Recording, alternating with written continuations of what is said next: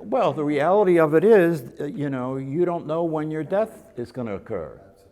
You don't know. And that's part of what I mean when I say, people are avoiding making contact with the truth, because the truth is you don't know when your death is going to occur.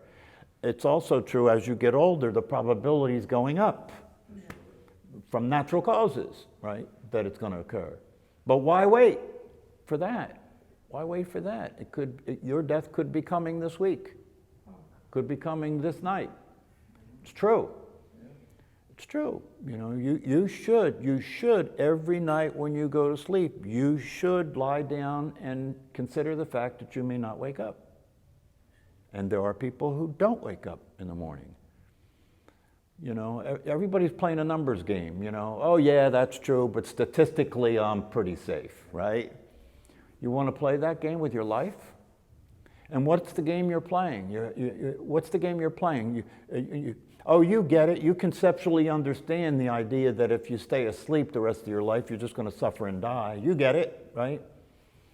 Or do you really get it? Do you really get it? Do you get it to the extent that you're willing to do what it's going to take to wake up sooner rather than later?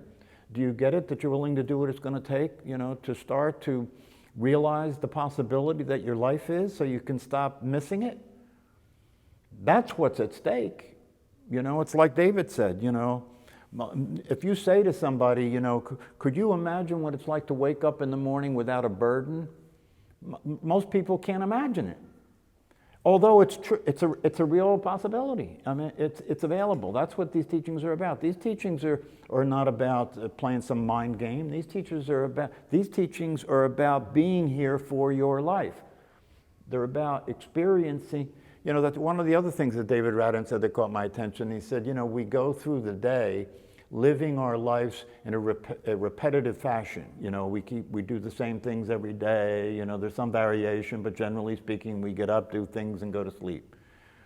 And in that process, as we're in that process and we're engaged with the mental process and the emotional state and all the rest of it that goes on, how many times during the day do you stop and simply enjoy the fact that you exist?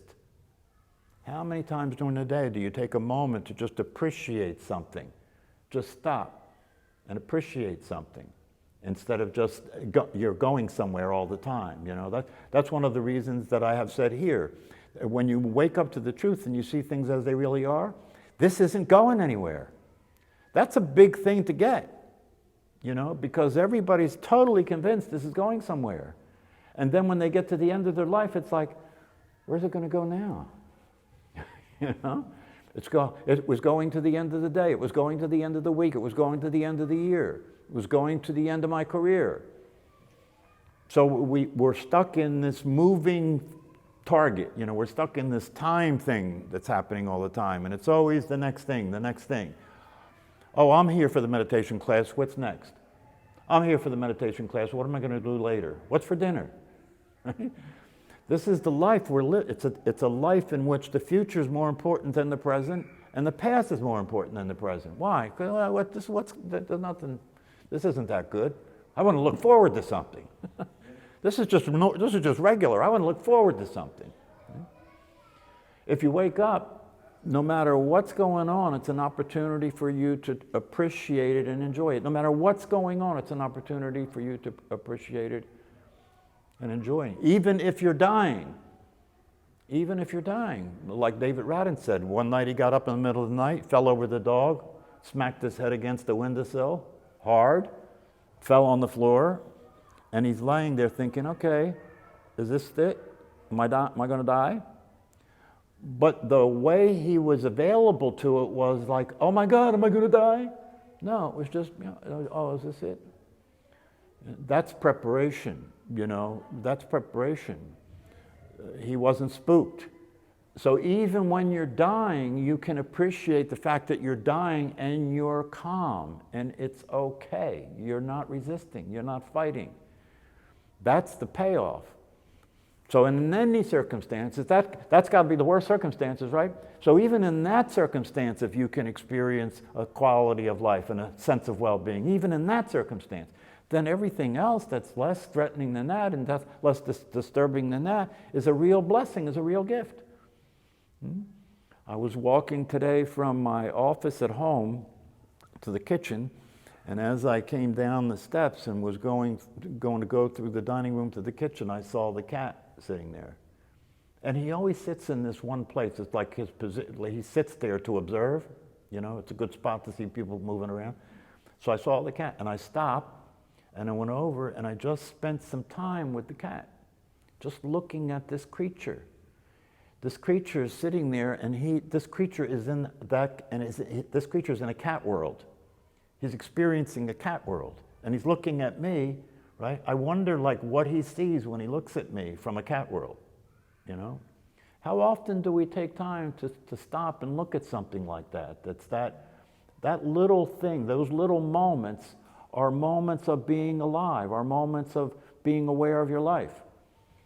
Because no matter what the circumstances are that are occurring, right, it's all your life, isn't it? It's all your life.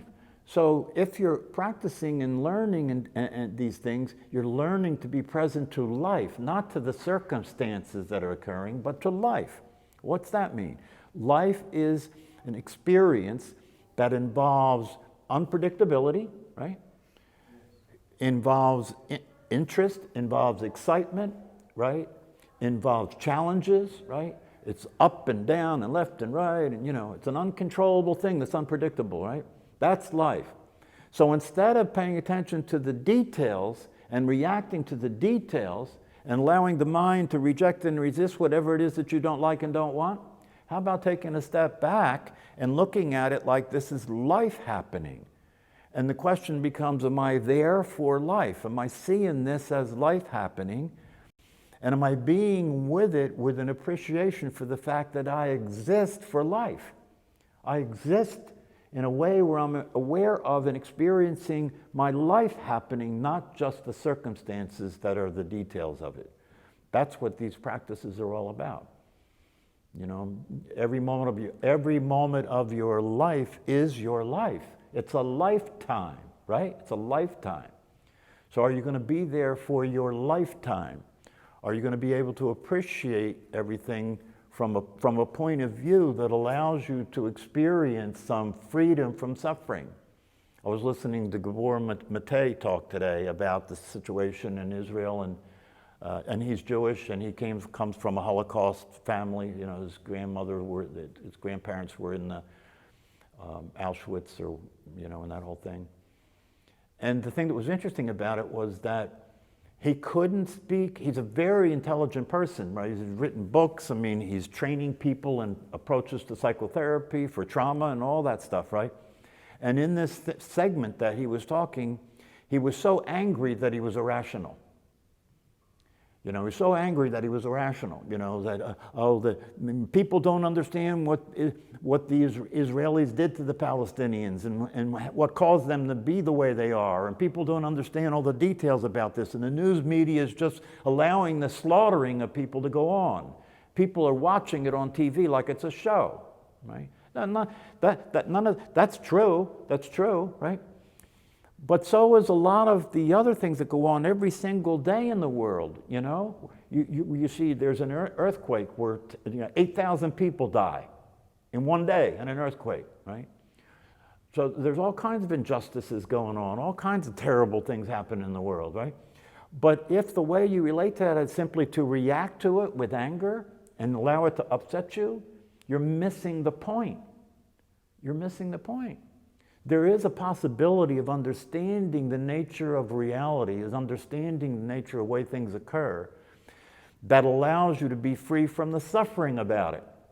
Ultimately, I'll say this, but you can't get the benefit of it unless you actually have a direct experience of it. Ultimately, nothing is happening. Ultimately, nobody's dying. It's all an appearance.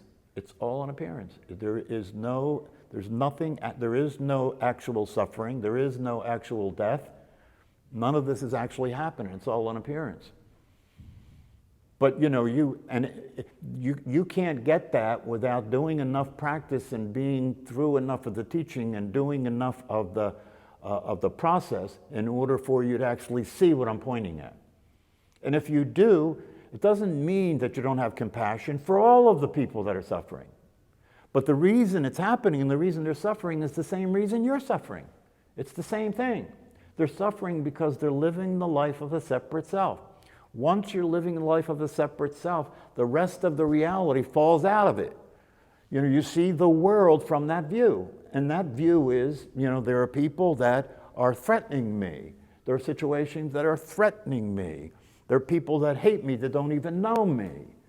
Life is dangerous. It's dangerous to go out of your house and walk around, especially now. People are shooting people for no reason at all, right?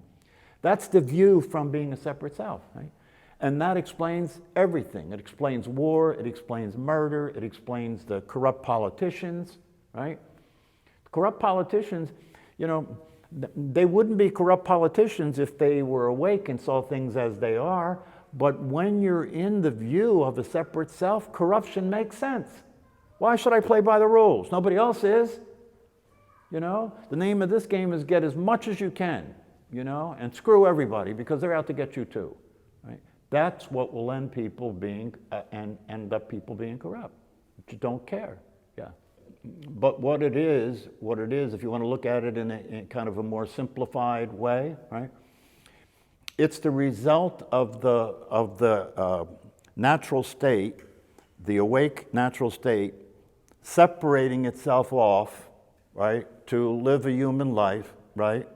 But then that process did not move to the next level. So it's people are in an impasse between being a monkey and being a saint. People are in an impasse in that process, right? And the way things go, it may work itself out so that people, get to the next level and be able to have a peaceful existence, or it may not work itself out, and then the whole thing is annihilation, right? But from the point of view of the absolute self, it doesn't matter. Because what's happening, if you understand what's happening purely from a spiritual perspective, it's called Layla. It's the play of consciousness. It's the consciousness is at play, that's all. Nobody's dying, it's not really happening, right? But it will operate according to the laws of cause and effect, right? So the cause and effect process will have it manifest what manifests next and so on, right? And that cause and effect process can turn around over time, it can turn around, but it really doesn't matter from an absolute standpoint. Because it's not really happening. There is really no death, and there's really nothing, nobody's being hurt, nobody's being killed. It's an appearance. It's all just an appearance. Now, I know when I'm saying that's disturbing to a lot of people to hear that. What do you mean? You're minimizing it? You're just saying it's an appearance? It's not an appearance, it's really happening. I get it. I know from a view of it, where you're looking from a particular view of it, that's the way it occurs. But in an absolute sense, that's not the way it occurs. From the view of the person, it's a horrible thing that's going on. From the view of consciousness, then it's just happening. It's just. But the person is consciousness. That's my point. The person, it is consciousness. But the personality as consciousness has not woken up to its true nature for the most part. All right? So the aspects of it that remain asleep and remain caught up in the view from the separate self is what people are doing from that view makes total sense. I've said it here. I said if it's really true that we are all separate selves, then the game's on. If that's true, then it makes sense to be threatened, If that's true, then it makes sense to defend yourself. If that's true, it makes sense to try and be safe, right? But that's only true from that view, that's all. But don't forget the personality. This is one of the key things that can bring the whole thing together into a non-dual truth. The personality is the awareness. There is nothing separate from the awareness. It's all the awareness. It is the awareness. That's what non-duality means. It is the awareness. And if you get that in your bones, and because you get that in your bones, you let go of the view, and you take on a different view, the view of the truth, then everything starts to appear differently. You have compassion for people that are suffering, right? But even the reason you just have compassion because it's unnecessary that they're suffering. It's not necessary that they suffer. And they're suffering because of the blindness. They're suffering because of the being lost in a mental state. That's what's happening. Getting upset about it doesn't matter. That doesn't make any difference. You know, you should use the opportunity. When suffering is happening, if there's any purpose for it at all, it's to wake you up. If there's any purpose for it at all, it's to wake you up. Because what do the teachings say? The teachings say suffering is not natural. Suffering is not necessary. It doesn't have to be that way. Well, that's part of the problem, that people consider intelligence just the accumulation of information. If the view you have is being a separate self, the accumulation of information is for survival, not for happiness. So, in that sense, intelligence means, the most intelligent people make the most money. The most intelligent people are famous. It's all in the same sick context. In an awake intelligence, the natural intelligence sees everything as it actually is. That's the natural intelligence. And as it actually is there's no separate self. That's why David, whenever he talks, he never fails to go back and point out to people, there's nobody in there. There's nobody in here, and there's nobody in the body. There's no one there. There is no self there. The thing about it is that there are people who get caught up in all that stuff. They're connected to a belief system. And the way belief systems function is you got to have miracles, you got to have proof somehow that what you believe is true, right? And then it takes you on a trip. It can take you on a very crazy trip until you believe things that are, you believe it so thoroughly that you'll drink Kool-Aid and die. And if you don't believe me, go look it up. 1,000 people did it. Yeah. 1,000 people did it. And they weren't the first. The ones that were talking to the Martians that killed themselves so that they could, be transported to some other place. People that killed themselves with Jim Jones, that's where it can take you. But it can also take you to become an insane person who is following an insane leader. And that's what we're seeing. What we're seeing in the world is that this whole separate self thing has got people so paranoid and so desperate in believing in some savior, some leader that will take them to where they want to go. They'll follow people that are talking crazy. They'll follow people that are telling them what they're going to do, and what they're going to do is create a dictatorship and an authoritarian government, get rid of all the democracy. They're telling them they're going to do that.